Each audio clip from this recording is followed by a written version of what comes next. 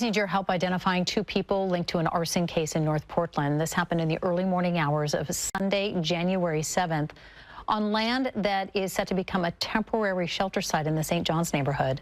Police say the fire caused tens of thousands of dollars in damage, including damage to a forklift, excavator, and bulldozer. Police sent us pictures of the people they're looking for. Although this is pretty tough, we don't have clear pictures of their faces. They're just overhead shots. If you know anything about this case, you are urged to contact police. The mayor's office, by the way, says the fire has not impacted the development of the temporary shelter.